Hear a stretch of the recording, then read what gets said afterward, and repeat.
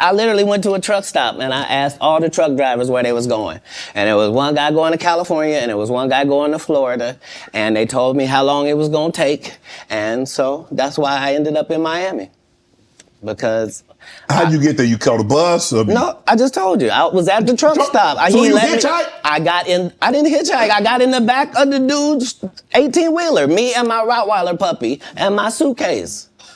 Yeah, because I probably had $2,500 on me like I was shoveling snow and cutting grass. Like, I always had pockets full of money. When did you make the decision that you were going to leave Ohio and go somewhere? And it ended up being Florida. But when did you know that you were leaving Dayton, Ohio, going to Florida? In my father and I's last interaction, somebody could have not made it. And we both understood that was all bad.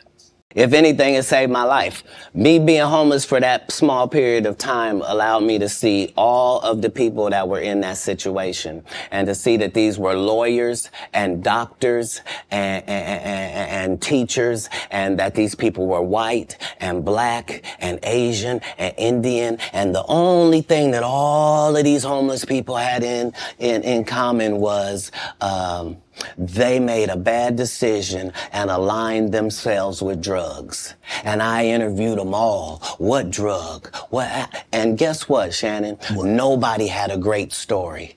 Nobody had a great story of what meth had done for them, what crack had done for them, what cocaine had done for them, what heroin had done for them, what speed had done for them. Nobody had them stories. Everybody's story was, I had my life together. And then I decided to do this dumb thing. And I lost my wife, I lost my house, I lost my cars, I lost my reputation, and I'm now out here sucking penis in the woods. I loved what they did, and so I studied them, all of them. I studied all of the white comedians because I wanted to know, why is Monty Python funny? Why is Don not so talented? I wanted to know, what is George Carlin's thing? Like, so I studied all of the comedy masters regardless of the field because I loved to laugh. Mm-hmm. I didn't know that these people were making a great living at doing this. I thought this is just what they did. They tell jokes. They're funny people. But I loved the craft. And that's why when I got into the craft, I thought it was my obligation to make sure that I kept writing new material so much that it forced these comedians to stop doing the set they've been doing for 10 years and keep writing some new stuff. And I knew that if I could get that to take on, that most of these bums would have to just quit comedy because they can't keep up. They're not going to keep writing an hour worth of material. Right. I've written an hour worth of material 19 times. They're not going to do it. Why? Because they're not creative writers. They want to get somebody else and have them write it and put it together. So, me taking these jokes in January, and by March, I've begun to craft this joke. Okay. It's not as simple as it was. When I wrote it, it was just da-da-da-da-da.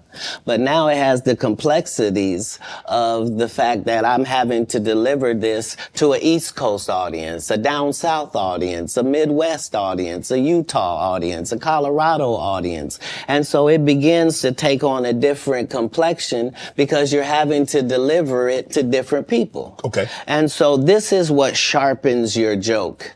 You then take those sharpened jokes and make a special. Not you just randomly take some. Mm-hmm. So it's a process. You don't allow them to process if the first time the guy did the joke, now that's his joke and the joke is everywhere. That just sets it up for people to steal. So how many times must you tell a joke before you master it?